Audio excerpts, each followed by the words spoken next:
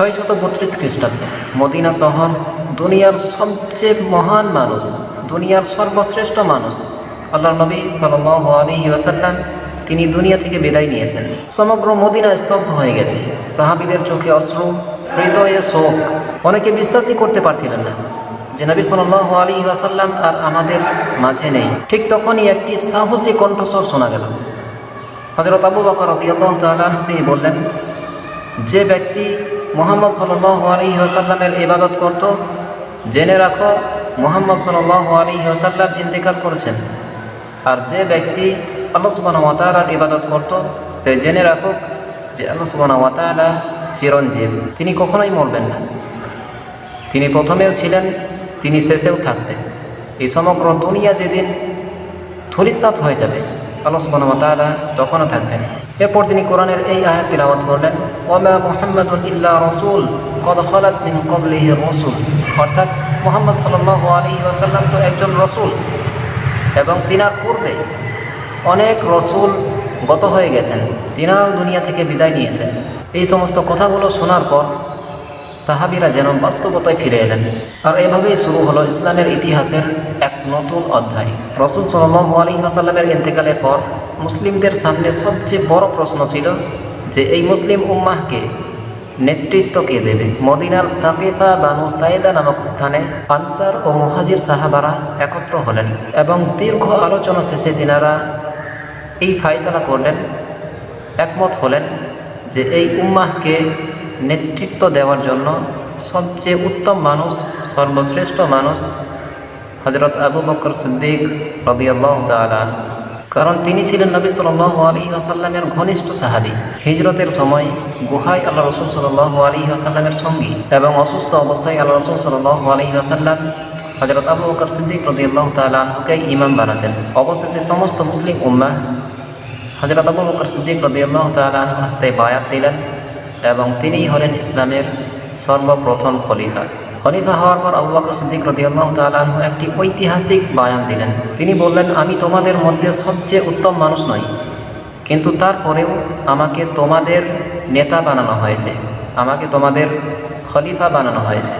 আমি যদি সঠিক পথে থাকি, আমি যদি তোমাদের ওপর ন্যায় বিচার করি, তাহলে তোমরা আমাকে সাহায্য করো।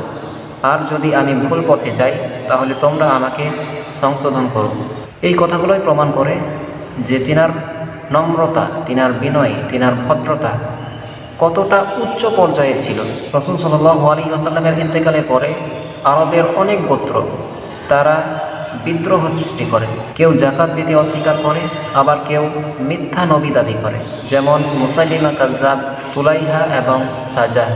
কিন্তু আবু বকর সিদ্দিক রাদিয়াল্লাহু তাআলা তিনি ধমক দিয়ে বললেন যে আল্লাহর কসম, তারা রাসূল সাল্লাল্লাহু আলাইহি ওয়াসাল্লামকে যে যাকাত প্রদান করত, তার যদি একটি উটের রশিও কম দেয়, তাহলেও আমি তাদের বিরুদ্ধে যুদ্ধ ঘোষণা করব। আর এই যুদ্ধগুলো ইসলামের ইতিহাসে রিদার যুদ্ধ ও ইয়ামামার যুদ্ধ নামে পরিচিত। এর মধ্যে সবচেয়ে ভয়ঙ্কর ছিল ইয়ামামার যুদ্ধ।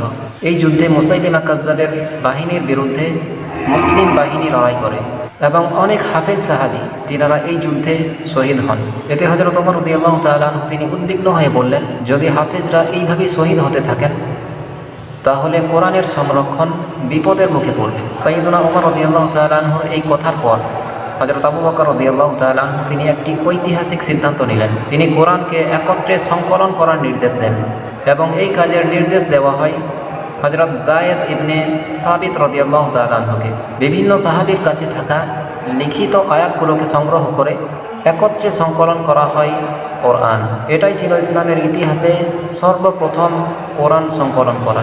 আবু বকর রাদিয়াল্লাহু তাআলা আনহু তিনি শুধু বিদ্রোহই দমন করেননি, বরং তিনি ইসলামের দাওয়াত আরবের বাইরেও ছড়িয়ে দিয়েছিলেন। তিনার খেলাফতের সময় শুরু হয় পারস্য সাম্রাজ্যের বিরুদ্ধে যুদ্ধ এবং রোমান সাম্রাজ্যের বিরুদ্ধে অভিযান। মাত্র 2 বছর 3 মাস খেলাফত করার পর 634 খ্রিস্টাব্দে সাইয়্যিদুনা আবু বকর রাদিয়াল্লাহু তাআলা আনহু তিনি অসুস্থ হয়ে পড়েন। মৃত্যুর আগে তিনি পরবর্তী খলিফা হিসেবে মনোনীত করেন সাইয়্যিদুনা ওমর ইবনুল খাত্তাব রাদিয়াল্লাহু তাআলা আনহুকে। তারপর একদিন ইসলামের এই মহান নেতা দুনিয়া থেকে বিদায় নিলেন।